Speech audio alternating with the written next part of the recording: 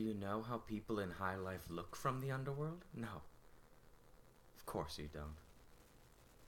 They look like hawks and eagles whose backs one seldom sees, for they soar up above. I lived in a hovel, provided by the state with 7 brothers and sisters and a pig, where nothing grew, not even a tree.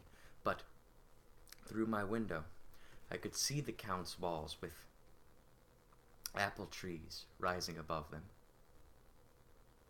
That was the garden of paradise. And there stood many angry angels with flaming swords protecting it. Through all that, I found my way to the tree of life. Now you despise me. You say you don't, but you do all the same. No matter. One day I entered the garden of paradise, but then I heard someone coming. There was one exit for the great folk and another for us, so I must took that. I stumbled out through a raspberry hedge and saw a figure in a white dress and white stockings and slippers. It was you. I gazed at you, walking among the roses. And I thought, if the thief on the cross can dwell amongst the angels in heaven, it was strange that a pauper child on God's earth couldn't enter the Count's park. Miss Julie is a play written in 1888 by August Strindberg. The character here is Jean. He's in his 30s. He's a well-spoken servant who works at the estate of this noble family of which Miss Julie is a member. He's lived there his whole life, as he says in the monologue. Went away for a while to get educated and sort of scooted his way into the near part of the family. What's happening here in the play only has 3 characters. There's another servant in the house, like in the kitchen staff, who's around periodically, but it's mainly a romantic play between Jean and Miss Julie. I think a good thing to start with any August Strindberg is to really understand who August Strindberg was. One of the most famous playwrights of all time. He was personally thanked by Eugene O'Neill when he won his Pulitzer Prize for Drama for being a massive inspiration. A Streetcar Named Desire by Tennessee Williams is effectively Miss Julie in a different setting. And clearly was a massive influence on a lot of the turn-of-the-century playwrights. But if I can read a New York Times 1985 article headline, they describe him as Sweden's sexist, misogynist, racist genius. There's a lot of very strong words to describe a pretty polarizing figure. If you think you have any doubt as to whether he was sexist or misogynist, especially with the fact that Miss Julie is often seen as one of the first really modern feminist characters, some quotes from the introduction of this book. This is perhaps the most famous work of naturalism in theater, which is basically a way of studying people in a scientific method that started beginning sort of with Darwinism, a couple decades before, I believe. He says, "Woman, being small and foolish and therefore evil, should be suppressed like barbarians and thieves. She is useful only as ovary and womb. She can be replaced, dispensed with. One needs only a constant temperature of 37 degrees and a suitable nourishment fluid. Then man will be emancipated." Not a good look for old August Strindberg. What's interesting about this play and Strindberg's writing as a whole is he does do a fantastic job of making Miss Julie and Jean the sort of epitomes of a naturalistic view of how people should act. Obviously, his intention is of a worse intent, But that's why a lot of modern adaptations view Miss Julie in a different light than he might have written it at the time, and Jean as well. And I'll get to that with some choices you can make. So then I have Jean and Julie's relationship early on, now, and later. So, as he says in the monologue early on, he has been a servant for this family for a long time.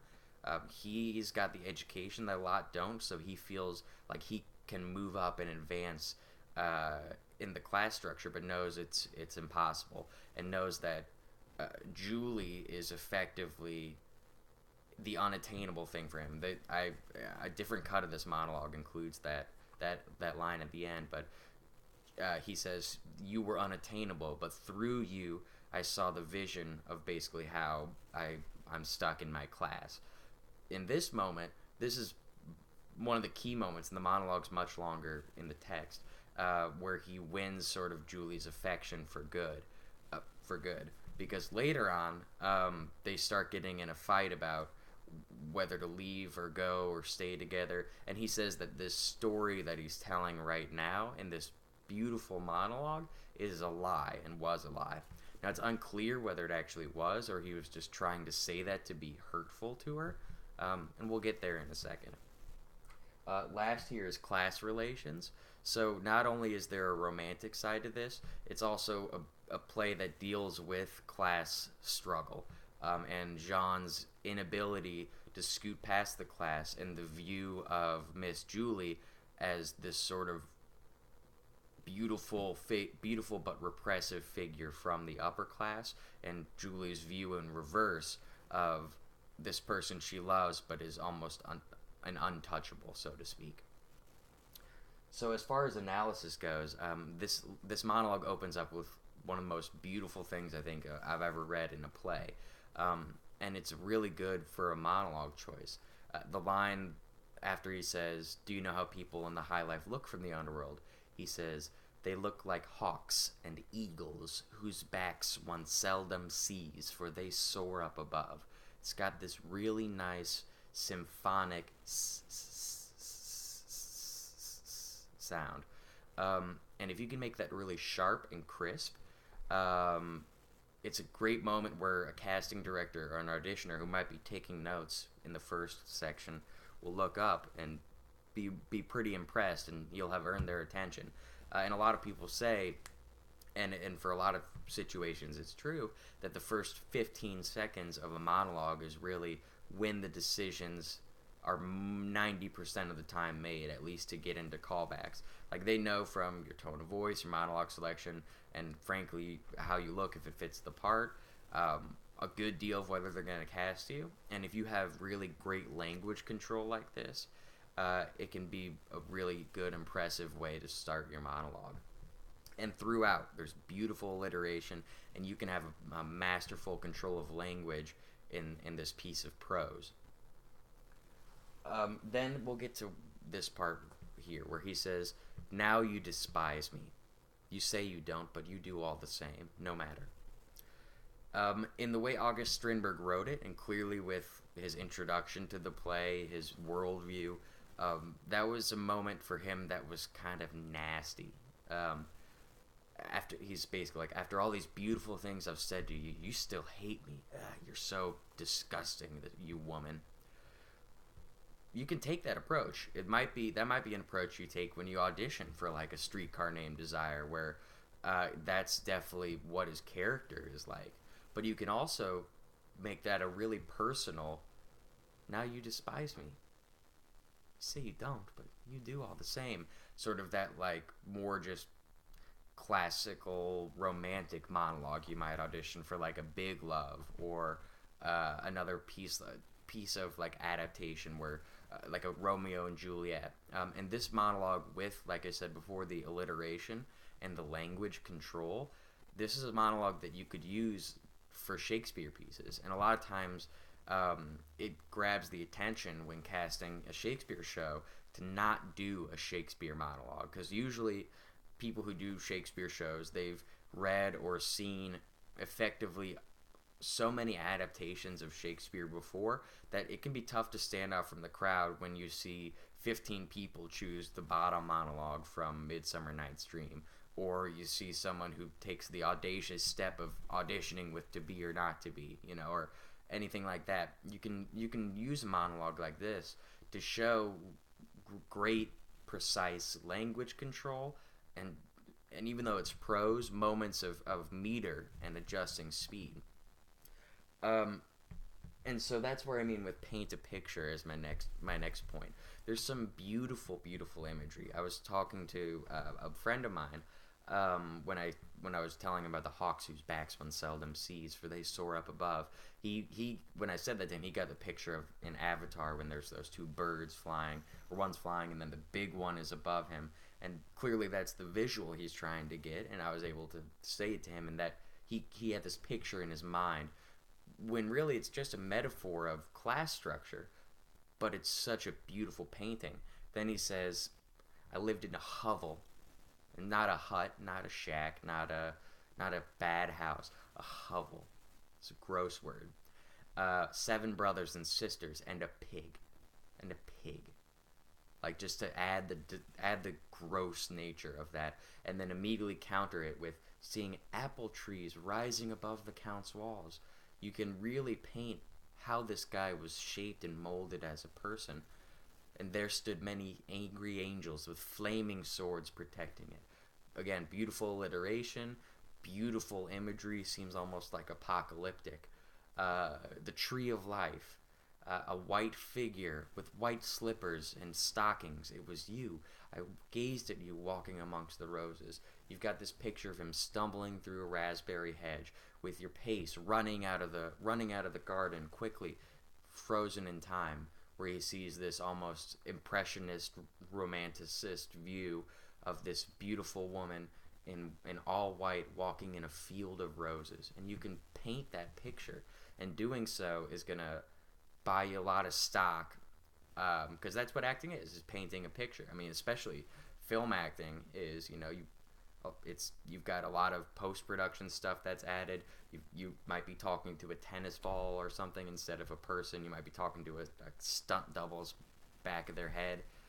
And so your ability to create that picture with the words can do a lot of good for you. Then I have religious language with her deification. So he's putting her on the proverbial pedestal, and treating her like she's this goddess. She's the tree of life. And she comes from this garden of paradise. Now, this comes back a little bit to his misogyny. Eve in the Old Testament is man's original sin. He's basically saying, you were my original sin. Congratulations. And so when he's treating her like that, that religious symbolism, and then the religious symbolism can build up the fact of how much he worships and praises her like a goddess.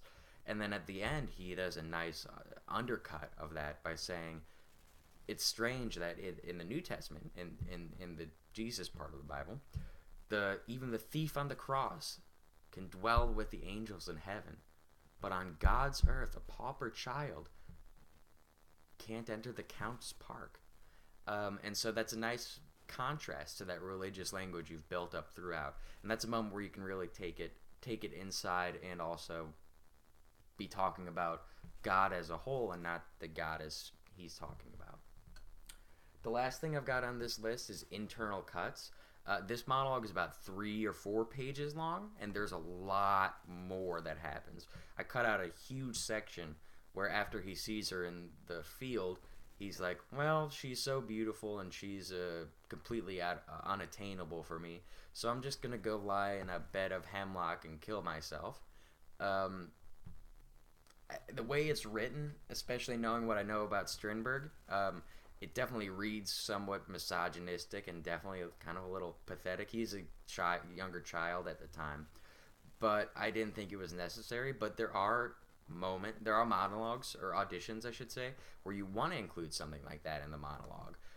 There's so much beautiful symbolism and language that for sake of time for this cut, I wanted to fill the whole story out. But you could just do a monologue from one day entered the Garden of Paradise, and he's got a whole story with a bunch of visuals, bunch of beautiful language. So I'll include in here a link to either purchase the play, or if I can find it on like Project Gutenberg or public domain, I'll include a link to that. But you really should read the whole play. This is probably the finest play by one of the finest playwrights, despite his personal life, that influenced a lot of the most famous playwrights that we know now. And for the sake of this monologue, you'll understand the full context of the play, but also be able to make your own cut of what you think is best for whatever part you're auditioning for. Since it's so long ago in the public domain, you're totally free to do internal cuts as you see fit, with no real repercussions. No casting director is going to be upset that you put internal cuts in this monologue. So in conclusion, use this one as you see fit. Don't let the fact that August Strindberg was kind of a gross guy distract you from reading the play and finding some inspiration on it, because directors and playwrights, there's even a movie version recently where Colin Farrell plays this character that definitely takes the more modern feminist approach on it, and you can do that. So check it out. If you have any other monologues you want to see done, if you have comments on this one, like, subscribe, comment, the whole shebang. Thanks so much.